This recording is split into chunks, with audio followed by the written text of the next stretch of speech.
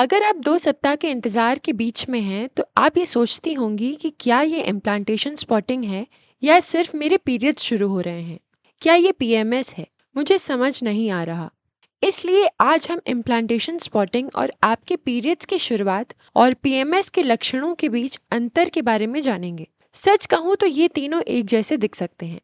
हम इसकी सभी बारीकियों पर गौर करेंगे और ये पता लगाएंगे कि आपके द्वारा देखे जा रहे लक्षणों के आधार पर आपके शरीर में क्या हो रहा है। मैं डॉक्टर पैटी हेबी, प्रीमॉम में सीनियर कंसल्टेंट हूँ। आपको हमारे चैनल पर देखकर खुशी हुई।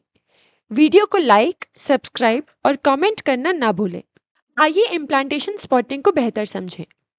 ठीक है, शुरुआत के लिए आइए गर्भावस्था के शुरुआती लक्षणों के बारे में बात करें। वे काफी हद तक पीएमएस के लक्षणों जैसे दिखते हैं, है ना? हम पीठ दर्द, कोमल निपल्स, स्तन में सूजन के बारे में बात कर रहे हैं। ये सभी चीजें दो अलग-अलग कारणों से हो सकती हैं और आमतौर पर ये हार्मोन प्रोजेस्टेरॉन से जुड़ी होती हैं। प्रोजेस्टेरॉन वो है जो हमें निपल्स में दर्द देता है, सूजन महसूस कराता है। ये हमें कब्ज दे सकता है और ये सभी चीजें हैं जो पीएमएस से जुड़ी हैं, क्योंकि ये ओव्यूलेशन के बाद आपके चक्र के दूसरे भाग में होती हैं, जब प्रोजेस्टेरॉन बढ़ा हुआ होता है।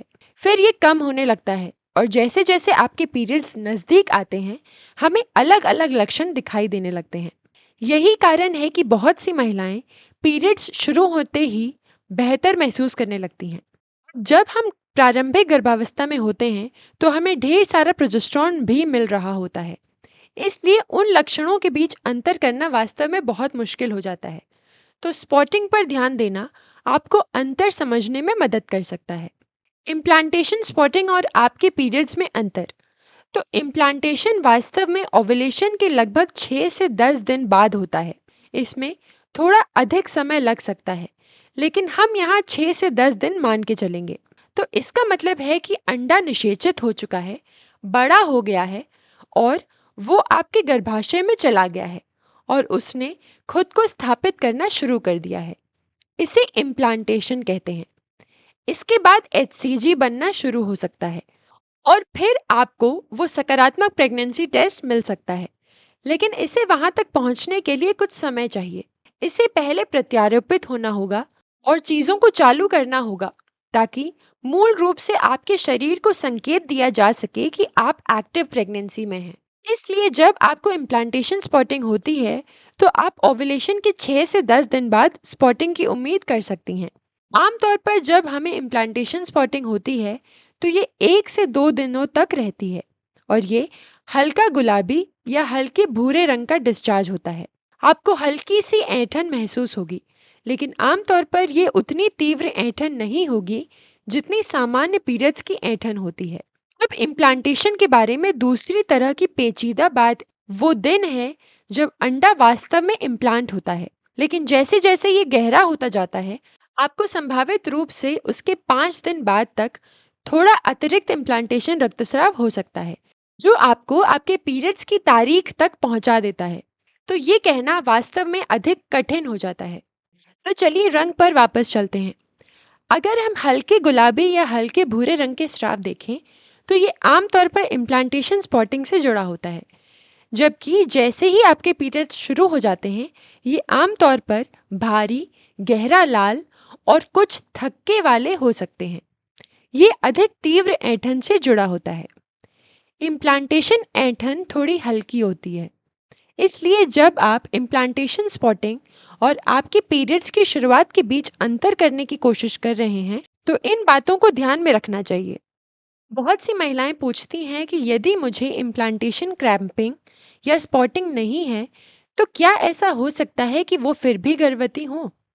इसका जवाब है बिल्कुल हो सकती हैं। इम्प्लांटेशन स्पॉटिंग और ऐंठन दो चीजें हैं जो कुछ महिलाओं को अनुभव हो भी सकती हैं और नहीं भी।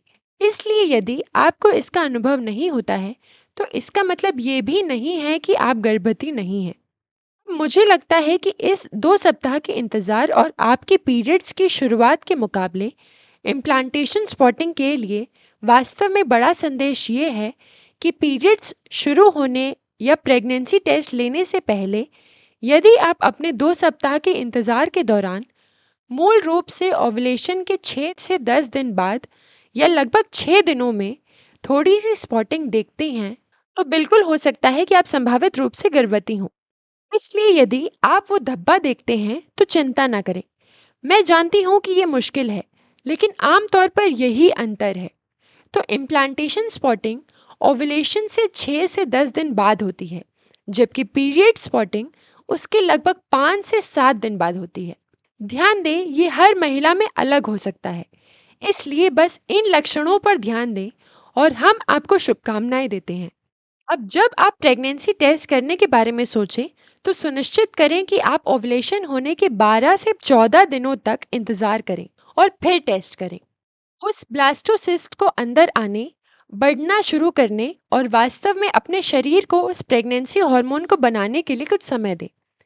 यदि आप ओव्यूलेशन के 12 से 14 दिन बाद प्रेगनेंसी टेस्ट करती हैं, तो आपको नकारात्मक परिणाम मिल सकता है और कुछ दिनों बाद ये सकारात्मक हो सकता है।